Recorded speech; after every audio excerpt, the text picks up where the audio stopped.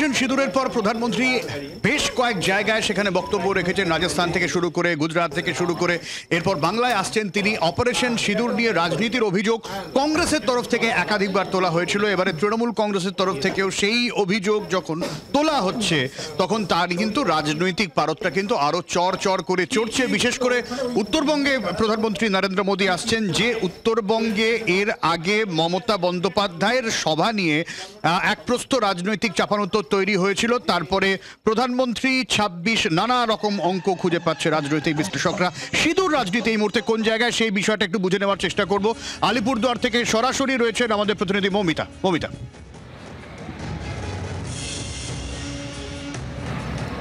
দেখো, এই মুহূর্তে আমি যে জায়গায় দাঁড়িয়ে রয়েছি আলিপুরের প্যারেড গ্রাউন্ড, যেখানে আগামীকাল প্রধানমন্ত্রী নরেন্দ্র মোদী তিনি আসতে চলেছেন, তার সেখানে সভা। আর ইতিমধ্যেই আলিপুর প্যারেড গ্রাউন্ডের সব্যসাচী আমি একবার ছবি দেখাতে শুরু করব, যেখানে দেখতে পাচ্ছ যে খুব স্বাভাবিকভাবেই দেশের প্রধানমন্ত্রী আসছেন, ভিভিআইপি তৎপরতা রয়েছে, সব রকম নিরাপত্তা বেষ্টনী কিন্তু এখানে রয়েছে এবং সব রকমভাবে চেষ্টা করা হচ্ছে আলিপুর প্যারেড গ্রাউন্ডকে সুরক্ষিত বলয়, সেই বলয়ের মধ্যে রাখতে। নির্দিষ্ট যে পাস, সেই পাস ছাড়া কাউকেই ভেতরে প্রবেশ করতে দেওয়া হচ্ছে না।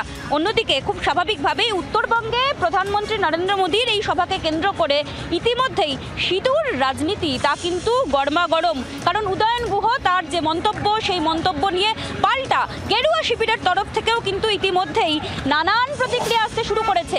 প্রধানমন্ত্রী নরেন্দ্র মোদী যে সময়টায় আসছেন অপারেশন সিঁদুরের পর, সেটা অত্যন্তভাবে গুরুত্বপূর্ণ। কারণ বঙ্গ বিজেপির নেতৃত্ব তারাই বলেছিলেন 26-এর নির্বাচনের আগে তারা যে এই সভার মধ্যে দিয়ে বুস্ট আপ হবেন তা বলার অপেক্ষা রাখে না। একদিকে উত্তরবঙ্গে আসছেন প্রধানমন্ত্রী নরেন্দ্র মোদী, অন্যদিকে তার দুদিনের মাথাতেই দক্ষিণবঙ্গে অমিত শাহ তিনি আসছেন। দুদিকে উত্তরে নরেন্দ্র মোদী, দক্ষিণে অমিত শাহ। গেরুয়া শিবির তারা উজ্জীবিত এবং সিঁদুর নিয়ে তৃণমূল কংগ্রেসের তরফ থেকে উদয়ন গুহর যে মন্তব্য, সেই মন্তব্যে কিন্তু এই মুহূর্তে ফুটছে উত্তরবঙ্গ। অনেক ধন্যবাদ মৌমিতা। আর এই নিয়ে হুমায়ুন কবিরের বক্তব্য সামনে আসছে, কি বলেছেন তিনি শোনাই আপনাদের।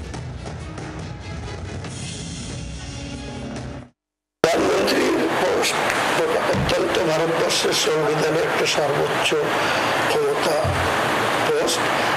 তিনার আরো সতর্ক এবং সংবেদনশীল এবং ধর্মনিরপেক্ষ রাষ্ট্রপ্রধান হিসাবে আরো বেশি শক্তিশালী রাষ্ট্রপ্রধান হিসাবে থাকা উচিত। আমি এই ব্যাপারে ওনার ব্যক্তিগত কি করতেন, এখন কি করতে চাইছেন, আমার মনে হয়েছে আমি উদয়নবাবুর সঙ্গে এই বক্তব্যের সঙ্গে সহমত পোষণ করছি না। আর সরাসরি অপারেশন সিঁদুর নিয়ে রাজনীতির অভিযোগ তুলেছেন তৃণমূল সাংসদ সৌগত রায়, কি বলেছেন শুনুন।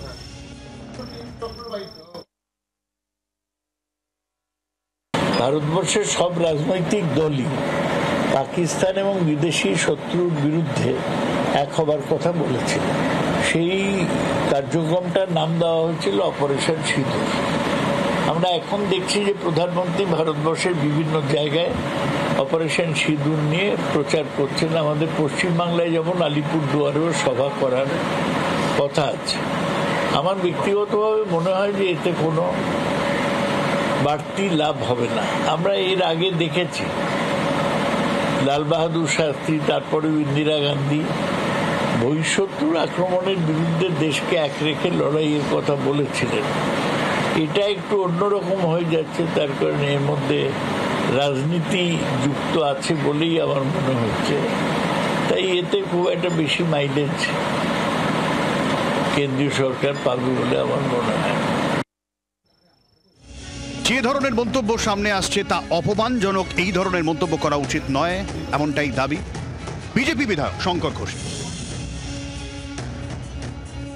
উদয়নবাবুর জেনে রাখা উচিত অপারেশন সিঁদুরের পরে যে সমস্ত মহিলারা তাদের স্বামী হারিয়েছেন তারা দেশের প্রধানমন্ত্রীকে ধন্যবাদ জানিয়েছেন সন্ত্রাসবাদের মদতদাতাকে যোগ্য জবাব দেওয়ার জন্য।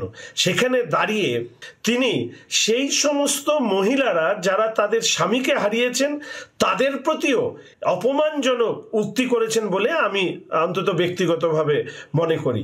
আর মহিলাদের সম্পর্কে ওনার যে অ্যালার্জি রয়েছে সেটা আমরা প্রত্যেকেই জানি। এর আগে তিনি মহিলাদের মহিলাদের পোশাক সম্পর্কে উক্তি করেছিলেন, এমনকি মহিলারা বাড়িতে কোনো সমস্যায় পড়লে তাকে যেন ফোন না করেন এই নিদানও উদয়নবাবুকে আমরা দিতে দেখেছি।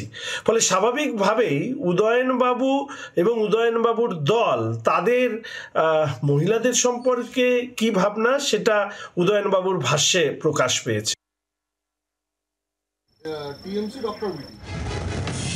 সমালোচনার পাল্টা চড়া সুর সুকান্ত মজুমদারও কি বলেছেন শুনবো।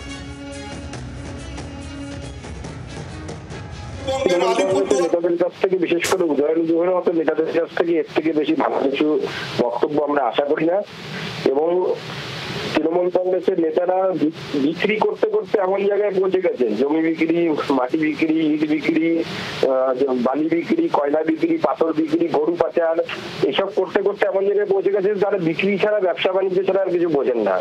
দেশ যে আলাদা হয়, দেশের যে প্রতি, দেশের সেনাবাহিনীর যে বীরত্ব, তার প্রতি সবার একটা আলাদা সেন্টিমেন্ট থাকে এবং সেই সেন্টিমেন্ট মানুষ অত্যন্ত শ্রদ্ধার সাথে সেটাকে মানুষ মানে এবং জানে।